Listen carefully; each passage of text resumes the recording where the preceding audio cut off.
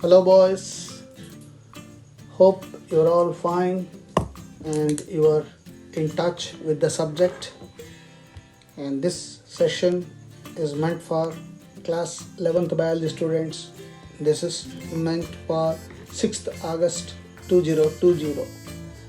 And if you recollect from your memory, we have been reflecting upon a chapter called Photosynthesis in Higher Plants. And this chapter is very important, not only just for the CBSE exam sake or for that 8 marks sake. It is also very useful in your life, particularly for your future research. And two areas of research you can keep it in your mind.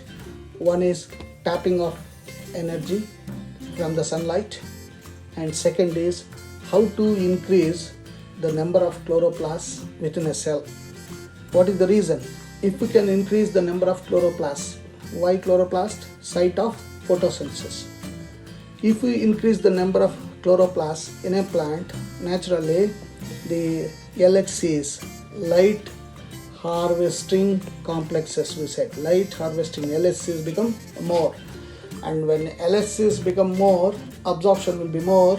When absorption of light is more, maybe we can tap that light not only for the plants, for our sake also. And second, we can increase the production of starch.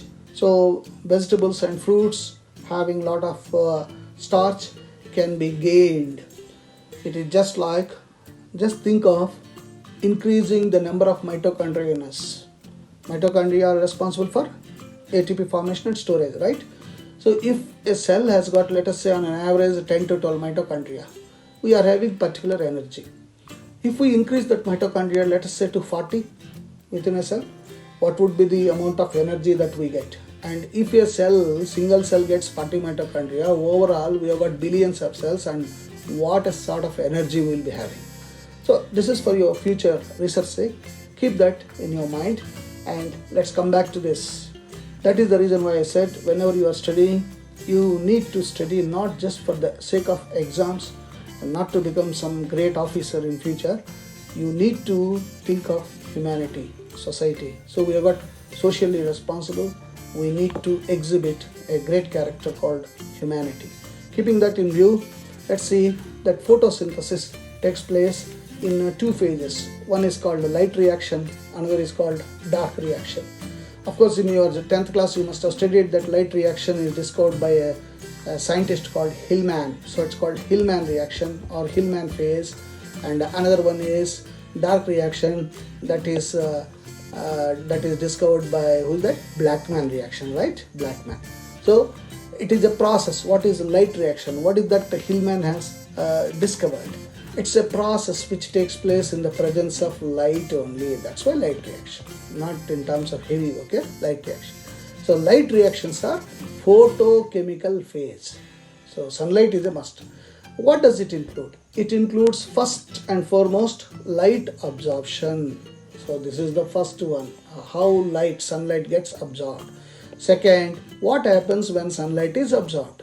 Results in splitting of water. H2O will be split. Why?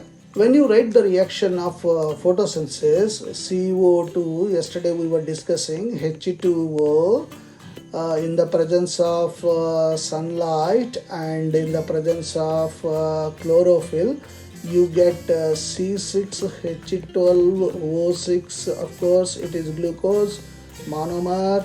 It should be a polymer, then becomes a starch, and little bit of water goes out as byproduct, and most important, what we wanted, oxygen, comes out, evolves out. Now the question that was discussed for years is, from where does this oxygen come? Is this oxygen that is coming out, is it because of the splitting of this H2O, or is it because of splitting of CO2? This was the question that was a major dispute. And some scientists said it is because of splitting of CO2. Some scientists said it is because of splitting of water. Finally, now scientists have concluded that it is because of splitting of water. So we are going to study about that splitting of water.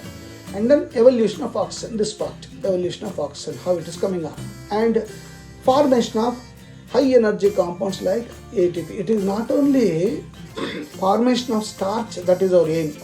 In photosynthesis, along with this starch, what is required and what is desired is formation of energy rich compounds like ATP, adenosine triphosphate, nicotinamide adenine diphosphate hydrogenase, NADPH.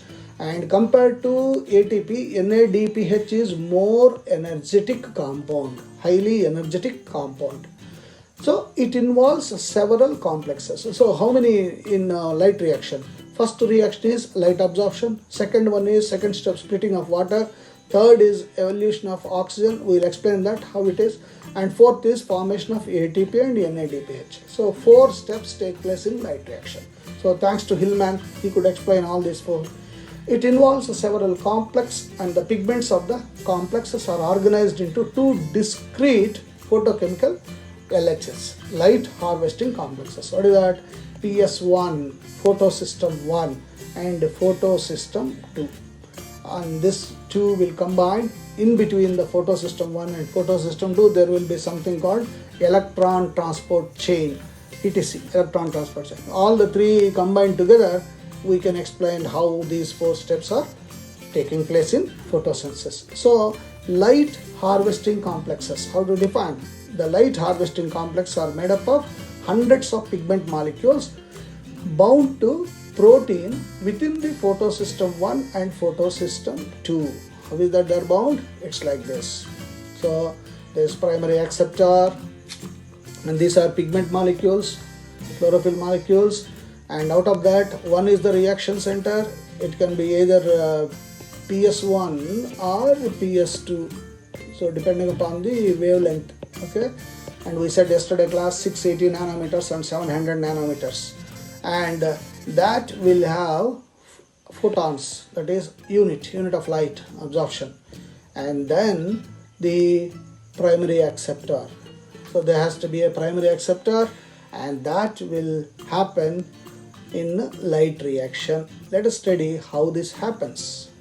In each photosystem has all the pigments bound to protein except one. What is that one? Chlorophyll A.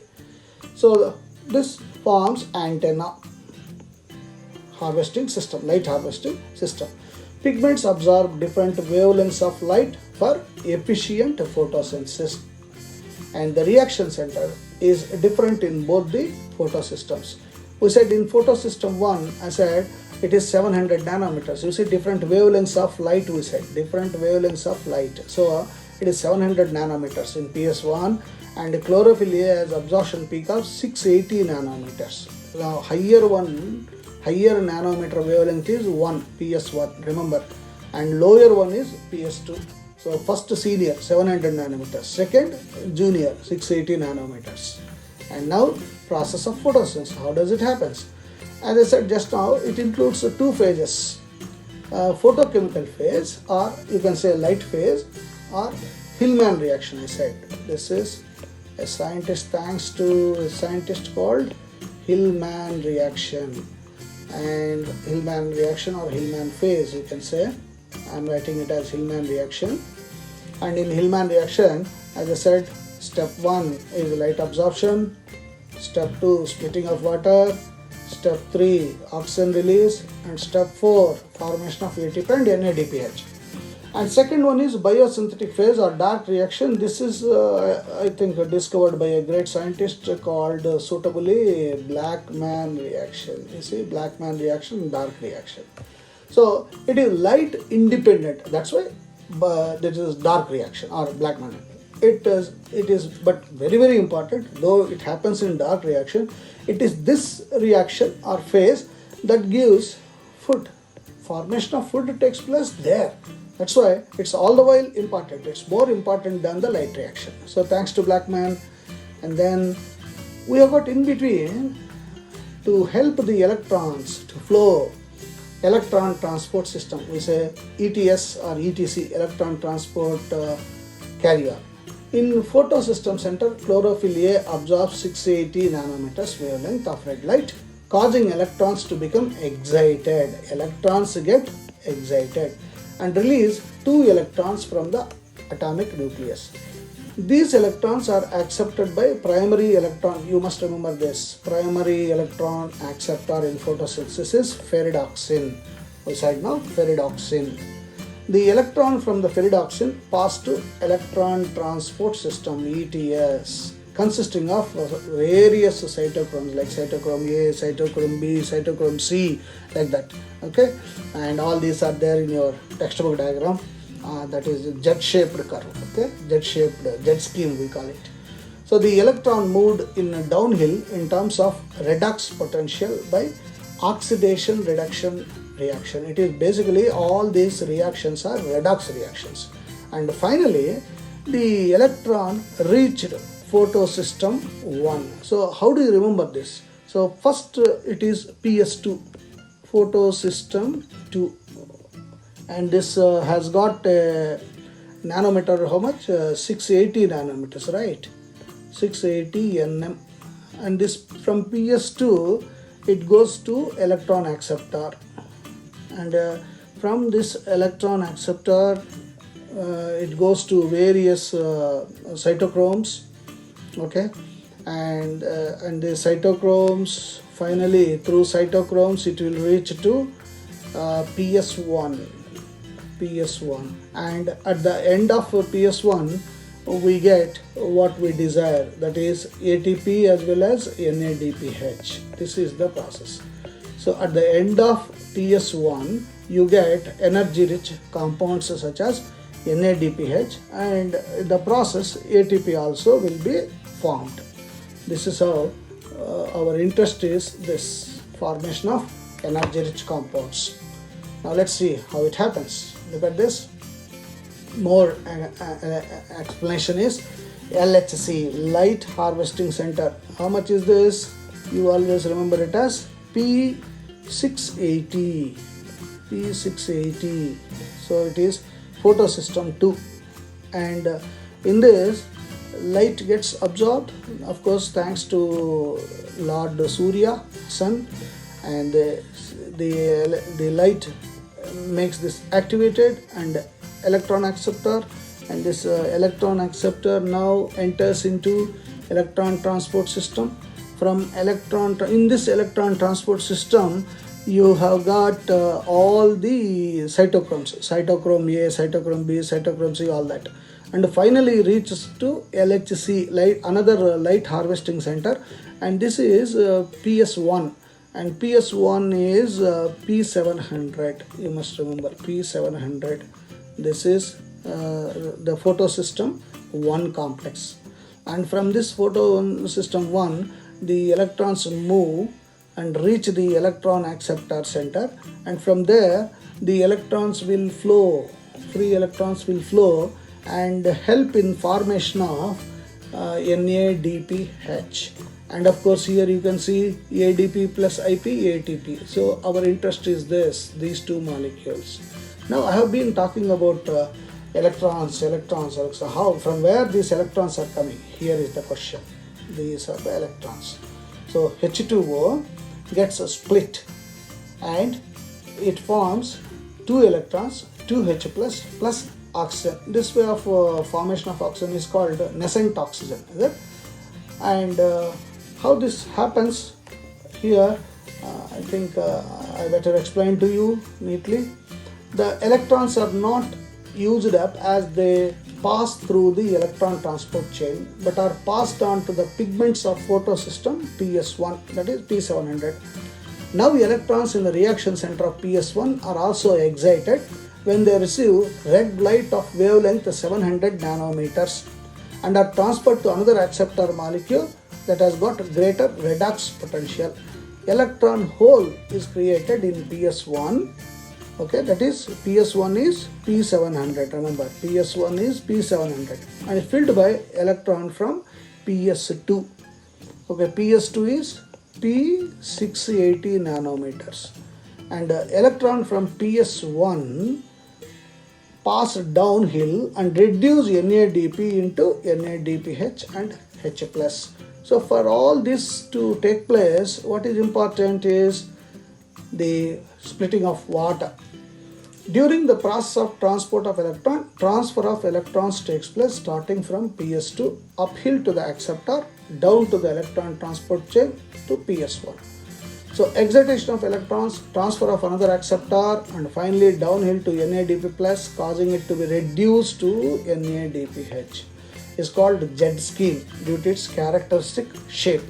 This shape is formed when all the carriers are placed in a sequence on redox potential scale. So we are using that redox potential scale. Now here is what is important. For all this to happen, this is most important, splitting of water. Now I want you to understand in this way. The 2H2O 4H plus O2 4 electrons, if I write like this, you may not understand. So what you do, you write separately. H2O splits into H plus plus OH minus. Okay, is it okay? And another molecule you write H2O H plus plus OH minus. Another molecule of water you write H2O H plus plus OH minus. Okay, another fourth molecule H2O is equal to H plus plus OH minus. Okay, now you know that there is 1 2 3 4 4H plus. This is 4H plus. Okay, and then you got what we are writing here, OH minus minus minus minus. What is minus? You know, electron. So this is 1 electron, second electron, third electron, fourth electron. So 4 electrons have come. Now what I am doing is H2O. I am just making it like this. H2O. See, H1, H2O, H2O. And this H2O, right? So we have got, along with this, you can write 2H2O, right? And when this 2H2O is the byproduct, what is left out? This oxygen, nascent oxygen, this nascent oxygen. O plus O, O2. That's how we have conveniently and convincingly proved that splitting of water results in the release of oxygen. So thanks to all the plants that they are releasing the most essential one for us, that is oxygen. At the same time, we are also thankful to the plants because the 4 electrons that are getting released at a time, so it is not just 4 electrons, many electrons will get released, and all these electrons make the light harvesting centers to get excited. So the excited electrons absorbing the photons, sunlight, will move to LHC, that is PS2, to electron transport chain. From electron transport chain, it goes to PS1. At the end of PS1, that is P700, NADPH is formed. So this is how the actual photosynthesis takes place. We will be studying again how the CO2 gets reduced by this